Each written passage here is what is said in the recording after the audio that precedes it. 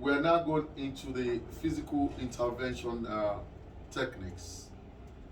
You will remember that during your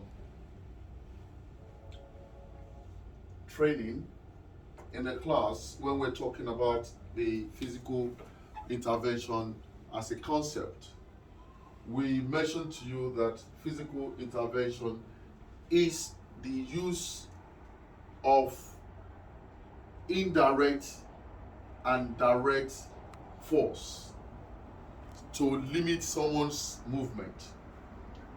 And this direct or indirect force can be bodily, it can be physical or mechanical, right?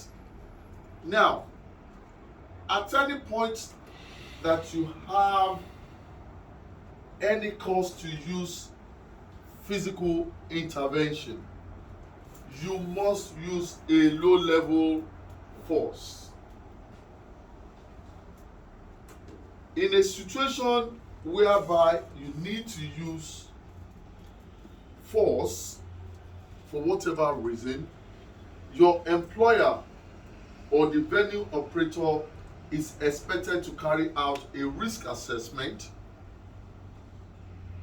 and also put a control measure in place and also arrange an additional training. The physical intervention techniques I'm going to be training you in this class for the purpose of the SIA license is a non-aggressive, non-restrictive, non-pain compliance, right, techniques. Ensure that whenever you have cause to use physical intervention, you need to make sure it is necessary, you can justify it, yes, and you are using reasonable force. And that force again has to be a low-level force. Going forward, the techniques that I have identified to train you are 11 in number. For the purpose of this assessment, you have to demonstrate 10. The double escort unsteady down the stairs and the double escort unsteady up the stair is compulsory. You will have to do the other 8 from the remaining 9. Is that clear, guys? Now, starting with the techniques, you need 4 tools to be able to use any of these techniques. One of the techniques is called claw. Can we all do this? Claw. Claw. Claw.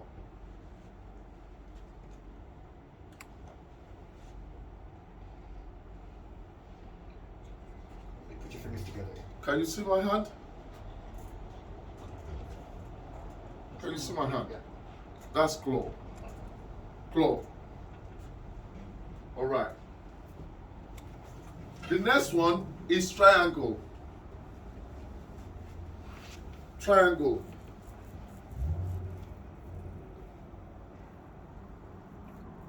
Can we see that? Triangle. And the next one is your standing position, tripod. Can we all stand up and do this, please?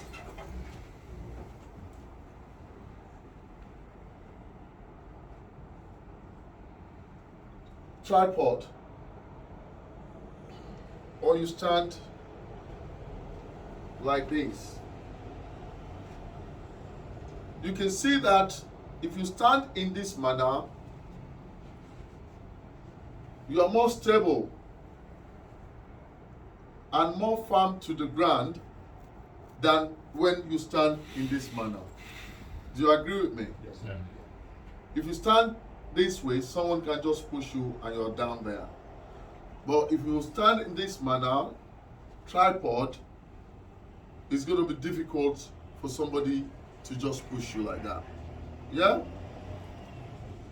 And the last one, which is very important as well, is what you refer to as fishtail. Fishtail. Can we do your hand like this?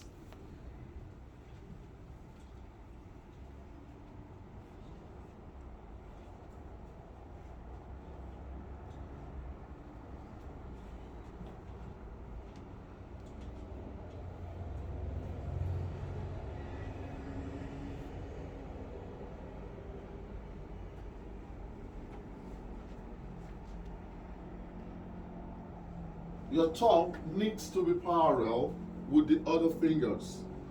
Yes?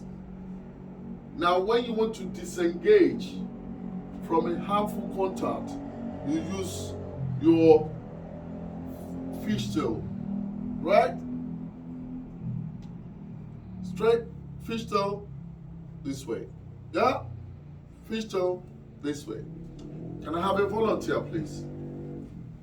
A volunteer. Somebody to go. Yes? Now,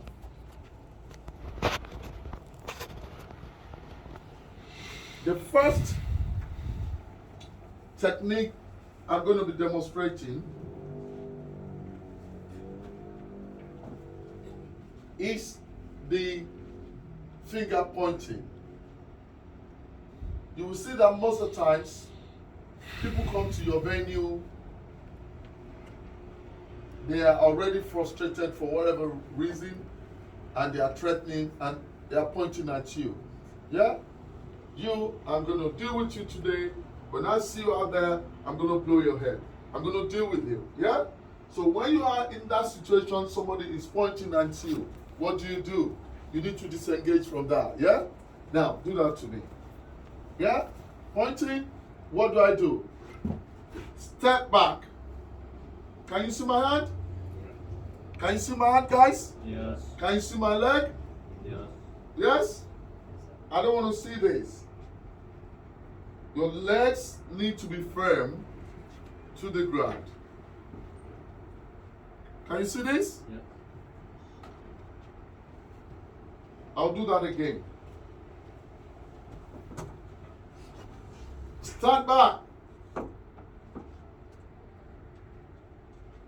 Or step back. Yes? The next one is single cross wrist grab. Single cross wrist grab. Cross. You can see? Can you all see me, guys? Mm-hmm. These hands are crossed. It's holding my wrist. Wrist. Yes. Gently, for the purpose of training, gently. Sir.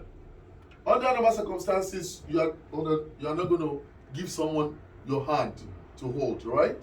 But for the purpose of training, yes, we're going to do it gently so that I can let go easily. Yes?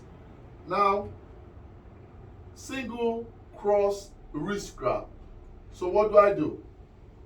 I do my fishtail, right? Over the tongue. Again, fishtail, can you see my hand? Over the tongue. Then, step back. I'll do that again. Fishtail, over the tongue. Step back. Then the next one is single parallel wrist grab. Parallel. It could be it's left to my right or it's right to my left. Yes? Let's do this one. Parallel. You do what? Fishtail. Alright? Over the thumb. Step back. We do that again.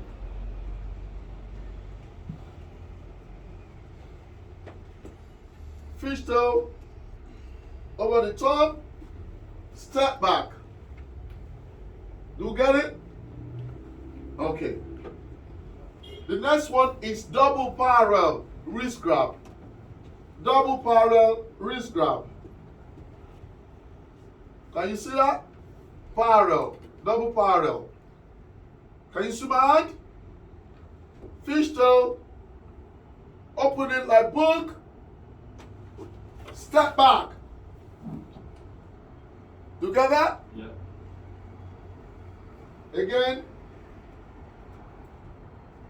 fishtail, open like book, step back. Right? Then the next one is double shoulder grab. Double shoulder grab. Because this person might have nails, so I need to be very careful. So what I do is, I use my claw on the two hands to his wrist. You put the two hands together, you push him, step back. Do that again. Use your claw. Can you see? Claw. Right? Put them together. Push. Step back. There's a difference between using your claw and grabbing someone's hand. If you grab someone's hand and they have sensitive skin, you might leave mark or bruises in their body. So you need to use your claw and not grabbing them. Does that make sense? Yeah. Okay. Now the next one is double clothing grab. Double clothing grab. If you are using your left hand, you come up. Can you see my hand? Go around. Go around. Can you see? Yes. Can you see, guys? Yeah. All right. You put your hand over the first hand, then underneath the second one. Yes? To the wrist. And you join it with the second hand, and you push it this way, step back. If you use this right hand, you use your right hand over up to his wrist. Yes? By the time you do that, you are mounting pressure on this other hand. You join it with this, push this way, step back. Does that make sense? Yeah. All right. Then single clothing grab. Single clothing grab. You use the furthest hand. This one. You use this to distract. He doesn't know what you want to do. You distract him, then use your claw of the closest hand on the wrist, push, step back. Does that make sense? Yes. I'll do that again. This is the furthest hand. Use that to distract. Use your claw on the wrist, put inside, step back. All right? The next one, you use these techniques.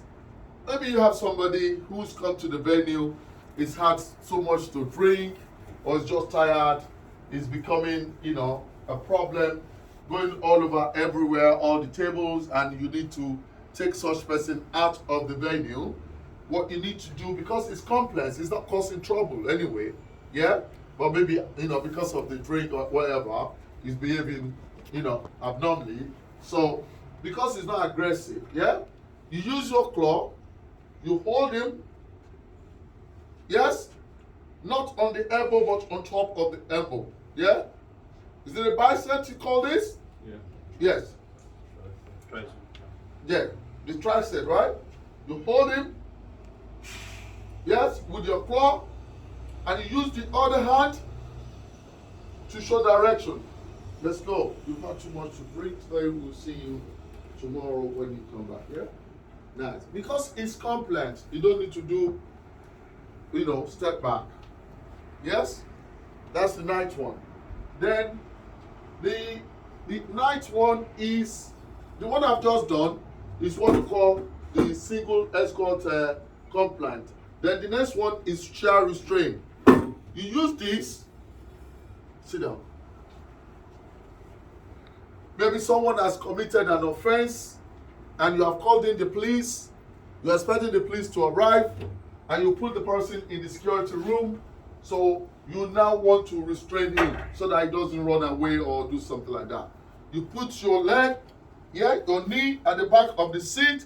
Can you see the position and see my legs? Right? Can you see my legs? Now you use your two palms on the shoulder. Yes? Can you see that? Yeah. Try to move a little bit. Try to move. Yes? That's chair restraint. If you're tired, your colleague can take over from you. That's how you restrain one on the chair. Right? And the last two, I'm going to demonstrate to you out there by the stair. Yeah? Anyone, any question as to the demonstration, any of the techniques you're not too sure?